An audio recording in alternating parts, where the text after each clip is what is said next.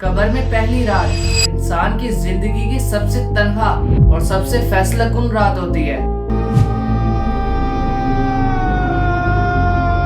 ये वो रात होती है जब दुनिया हमेशा के लिए पीछे रह जाती है और इंसान एक नई और मुस्तकिल हकीकत में दाखिल हो जाता है। सूरह अल इमरान में अल्लाह ताला फरमाते हैं, हर जानदार को मौत का मजा चखना है। सूरह अल इमरान आयत 185। ये आयत हमें याद दिलाती है कि मौत एक यकीनी सच है और कब्र इस सच का पहला मरहला है।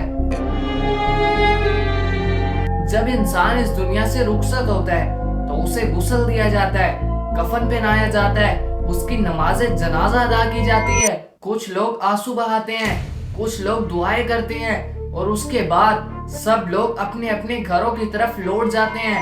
सही मुस्लिम की हदीस 1338 रसूलुल्लाह सल्लल्लाहु अलैहि वसल्लम फरमाते हैं, जब कब्र में मुर्दे को रखा जाता है और उसके बाद जब लोग अपने घरों की तरफ लौटते हैं तो मुर्दा उनके जूतों की आवाज को सुनता है। वो लम्हा होता है जब इंसान को इस बात का यकीन आ जाता है कि वो इस दुनिया से जा चुका है। कब्र के अंदर मुकम्मल खामोशी होती है, वहाँ दुनिया की कोई आवाज बाकी नहीं रहती। इंसान अपने गुजरे हुए अमाल के बारे में सोचने लगता है। सही हदीस 2871 में रसूलुल्लाह सल्लल्लाहु अलैहि वसल्लम फरमाते हैं, मुर्दे के पास कब्र में दो फरिश्ते आते हैं जिनका नाम मुनकर नकीर है। ये फरिश्ते बंदे को उठाते हैं और उससे सवाल करते हैं। पहला सवाल होता है, तुम्हारा रब कौन है? फिर दूसरा सवाल होता है, तुम्हारा दीन क्या है? और तीसरा सवाल होता है, ये कौन है जो तुम्हारे दरमियान भेजे गए थे?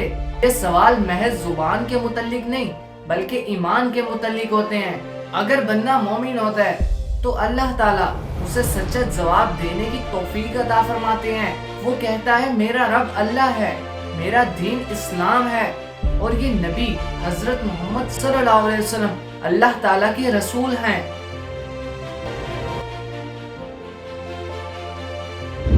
इस पर फरिश्ते कहते हैं, तुमने दुरुस्त बात की। इसके बाद आसमान पर ऐलान किया जाता है, मेरे बंदे ने सच कहा है, इसके लिए राहत का इंतजाम कर दिया जाए। इसके बाद उसकी कब्र को कुशादगी अता कर दी जाती है। अब कब्र में इत्मीनान और रोशनी का एहसास पैदा हो जाता है। जामा तिरमिजी 2460 इसमें नबी पाक सल्लल्लाहु अलैहि वसल्लम फरमाते हैं, कब्र या तो जन्नत के बागात में से एक बागात बन जाती है या तो जहन्नुम के गढ़ों में से एक गढ़ा बन जाती है। और अगर इस दुनिया में बंदा गफलत का शिकार रहा हो, बुरे अमाल करता हो, तो वो इन सवाल का जवाब नहीं दे पाएगा।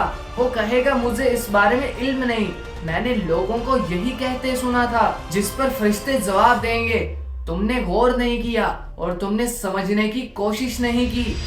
अब उसके लिए एक मुश्किल मरहले का आगाज हो जाता है जिसमें उसको उसकी कोताहियों का एहसास दिलाया जाता है। और इस इंसान के लिए कब्र को तंग कर दिया जाता है और उस पर उसके इस दुनिया में किए हुए अमाल के असरात जाहिर होते हैं। सूरह गाफिर में अल्लाह ताला फरमाते हैं, उन्हें सुबह शाम उनके अंजाम की झलक दिखाई देती है।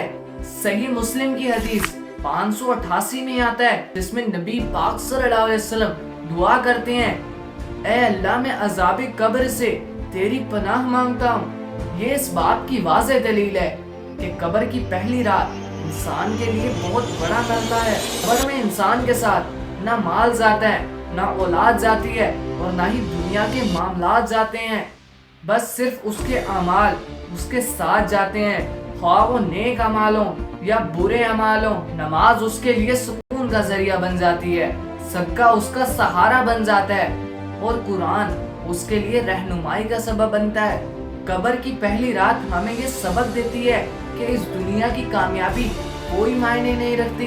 आज हमारे पास वक्त मौजूद है, आज तौबा का दरवाजा खुला है। जब कब्र की पहली रात आएगी तो ना वक्त वापसी आएगा और ना ही अमाल की मोहलत वापिस आएगी।